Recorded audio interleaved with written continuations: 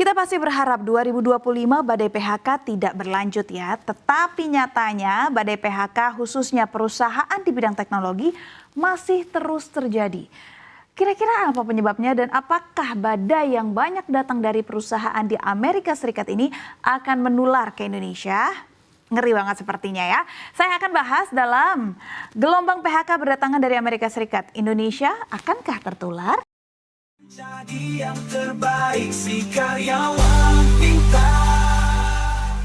Guys, ada kabar panas nih, Google baru aja nge-PHK ribuan karyawan. Ini bukan sekadar efisiensi biasa, ini sinyal keras buat dunia kerja. Gua tanya lo satu hal, lo yakin kerjaan lo aman? Kalau Google aja yang duitnya nggak berseri harus buang orang, lo pikir perusahaan lain bakal diem aja? Ini bukan PHK biasa bro, ini pergeseran kekuatan di dunia kerja.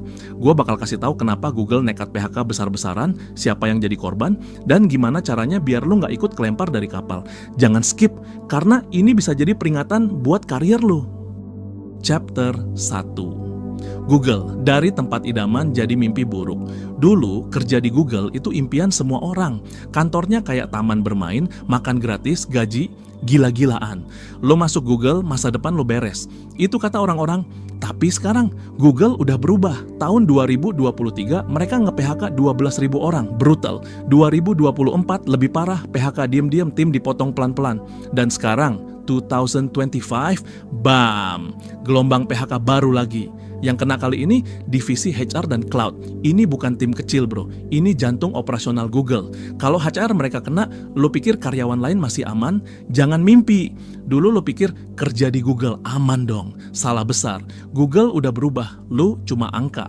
Kalau lo nggak relevan, lo out. Lo bisa loyal bertahun-tahun, tapi tetap bisa didepak dalam hitungan menit. Gua kasih tahu satu fakta yang bikin lo makin merinding.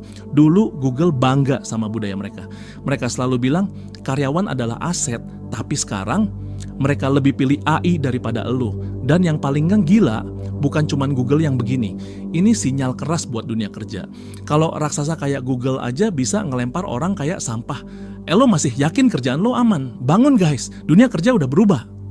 Chapter 2. Kenapa Google buang ribuan orang? Jangan salah paham. Google bukan bangkrut. Mereka masih duduk di atas gunungan duit. Tapi mereka juga nggak mau rugi. Sekarang, mereka investasi besar-besaran buat satu hal.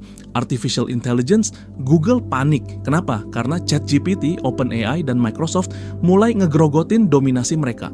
Search engine mulai ditinggal. Asisten virtual, orang udah mulai pindah ke AI yang lebih pintar. Kalau mereka nggak banting setir sekarang, mereka bakal tenggelam. Dan cara tercepat buat ngejar ketinggalan, motong biaya. Mereka lebih rela buang ribuan pekerja daripada kalah di industri AI.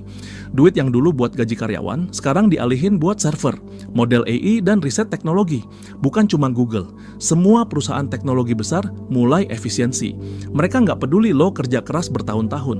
Kalau posisi lo bisa digantikan AI atau tenaga kerja lebih murah, lo selesai. Sekarang lo lihat ke cermin dan tanya, kerjaan lo bisa digantikan AI? Kalau jawabannya iya, lo udah tahu nasib lo selanjutnya.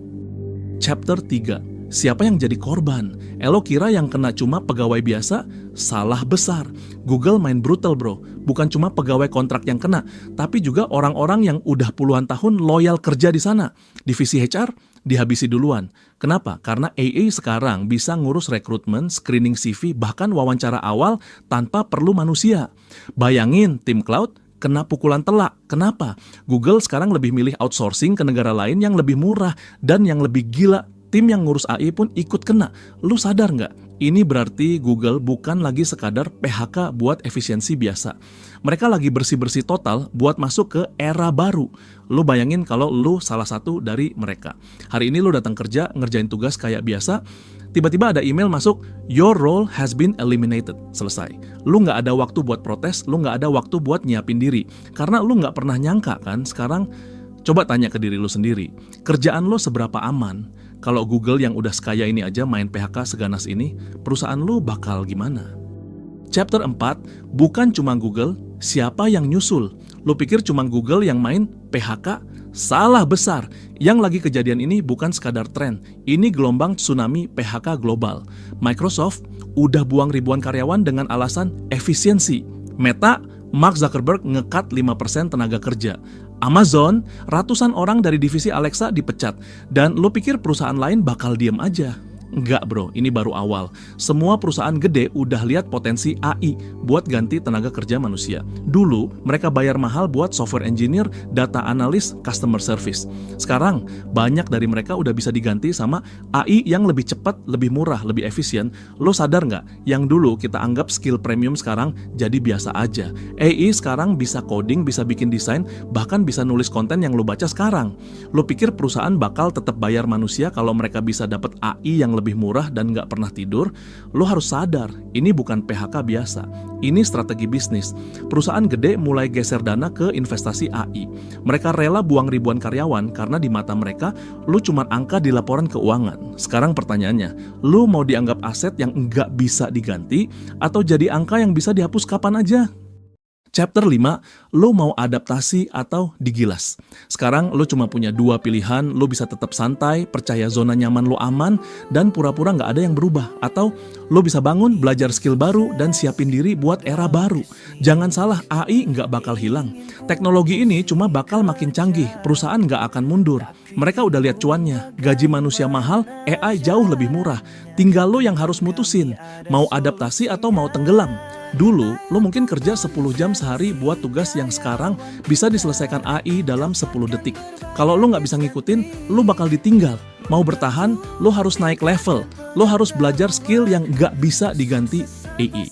Kreativitas, problem solving, leadership, emotional intelligence, karena AI bisa mikir cepat, tapi dia nggak punya insting kayak manusia. Lo pilih jadi korban atau jadi pemenang, yang bakal sukses di dunia ini bukan yang paling kuat, bukan yang paling pinter, tapi yang paling cepat beradaptasi. Sekarang gue tanya, lo siap? Tulis di komentar, skill apa yang lagi lo pelajari buat tetap relevan di era AI ini. Dan jangan lupa like, comment, dan share biar makin banyak yang sadar bahwa dunia kerja nggak akan sama lagi. Terima kasih sudah menonton video ini hingga habis. Sampai jumpa di video selanjutnya. Dan jangan lupa, tetap cerdas. Si karyawan pintar, berbagi tips dan trik yang akan membantumu. Baca buku, tingkatkan pengetahuan, maka kesuksesan pasti akan kau raih. Percayalah.